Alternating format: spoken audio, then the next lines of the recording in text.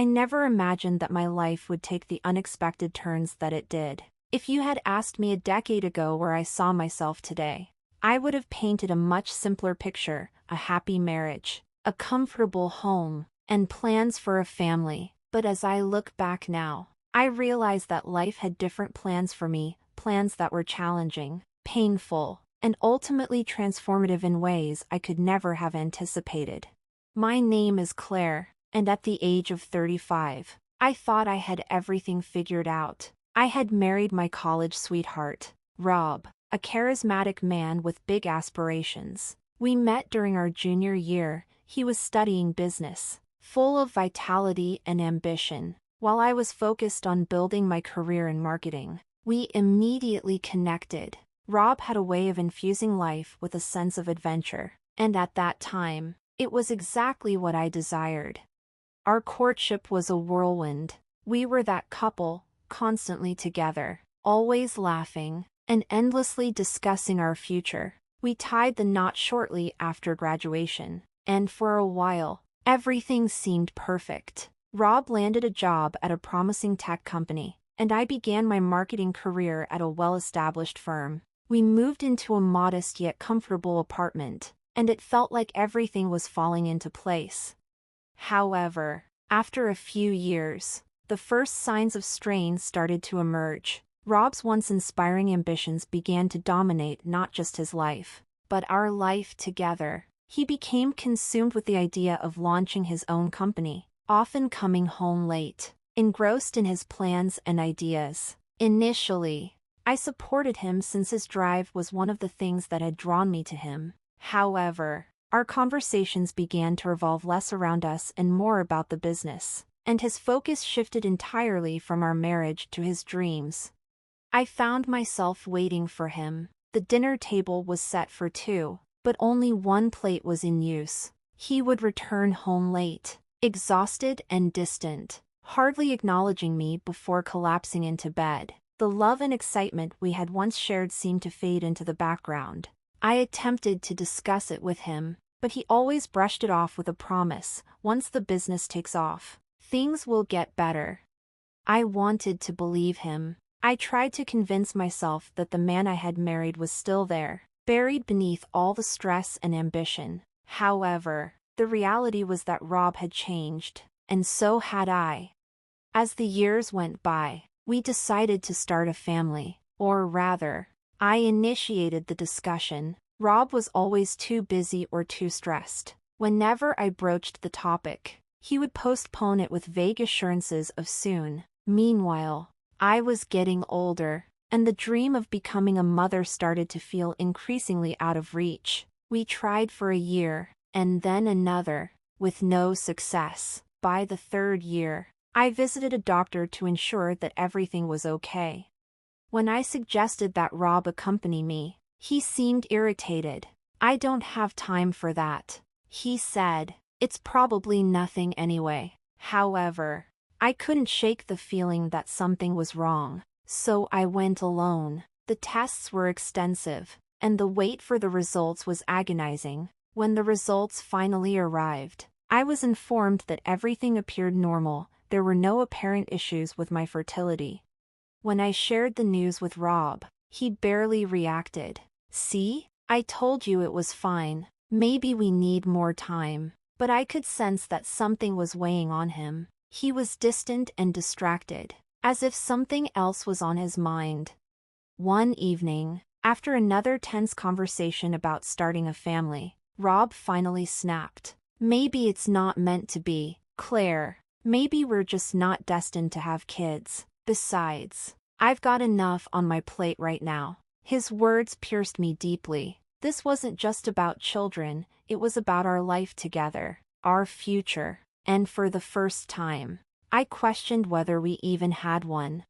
As Rob's business began to gain traction, he became more withdrawn. He worked late almost every night, frequently traveling for meetings and conferences. I hardly saw him anymore, and when I did, it felt like we were strangers living under the same roof. My attempts to rekindle our connection, to remind him of the life we had once envisioned, fell on deaf ears. He was too engrossed in his work and his success to notice what was happening to us.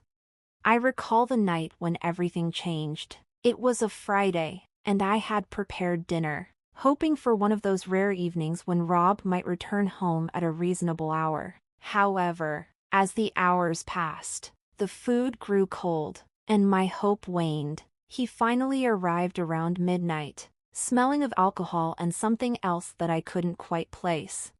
"You're late," I said, my voice tinged with frustration. "Work," he muttered, barely glancing at me as he tossed his coat onto a chair.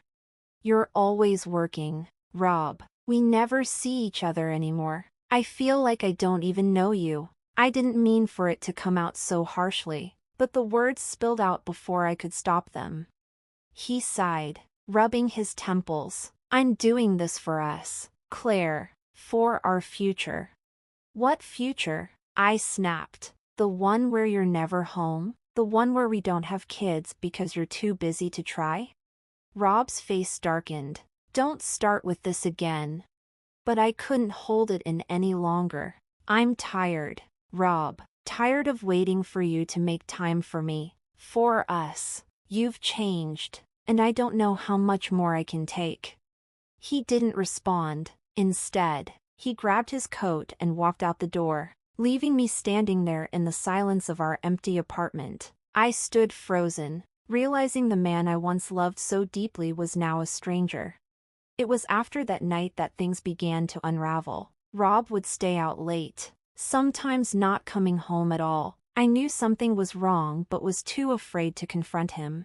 I didn't want to face the possibility that our marriage was crumbling, so I buried myself in work, hoping to distract myself from the growing distance between us.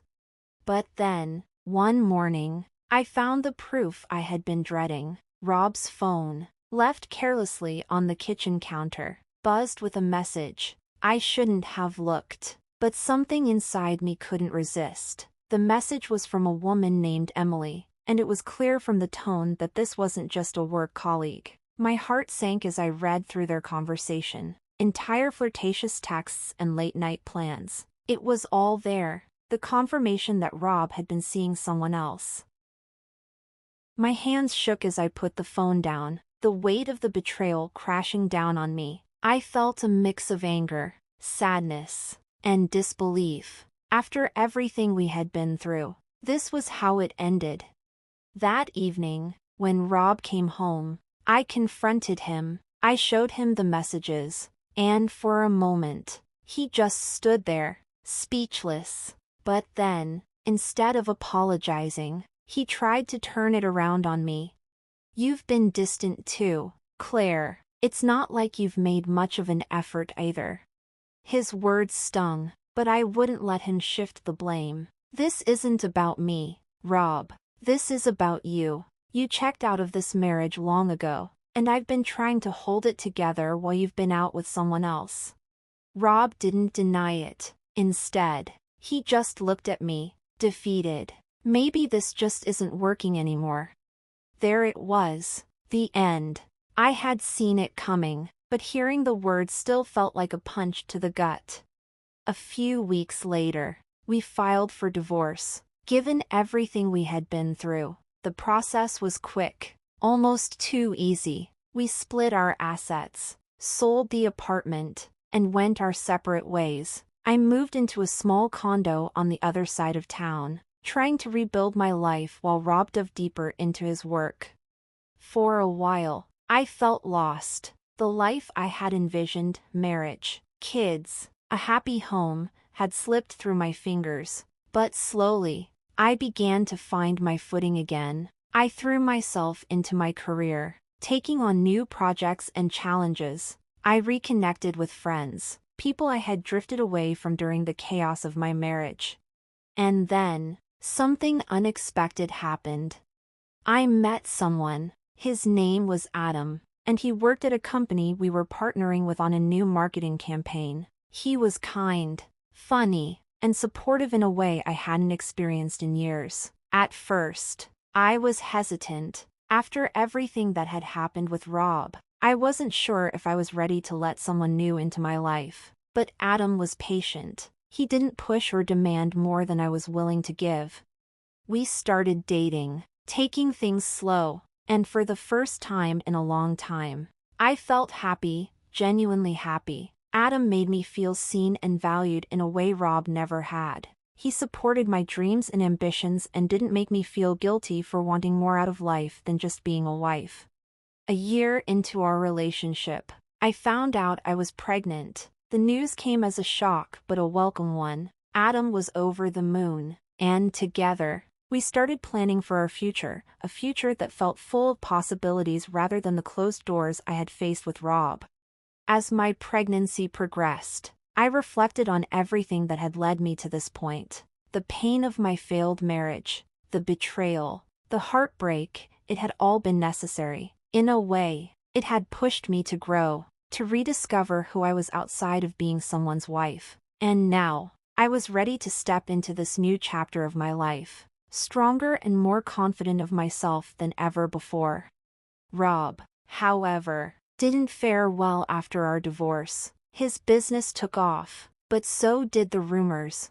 I heard through mutual friends that he had been involved in a scandal, embezzling funds from his company to cover personal debts. His business collapsed, and he lost everything. Last I heard, he had moved out of the city, trying to start over.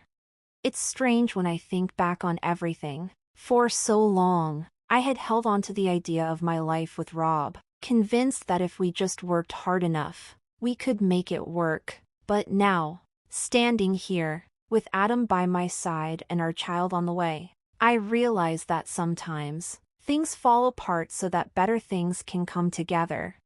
Life has a funny way of surprising you, and while the road hasn't been easy, I wouldn't change a thing. Because in the end, I found my way. And that's more than enough.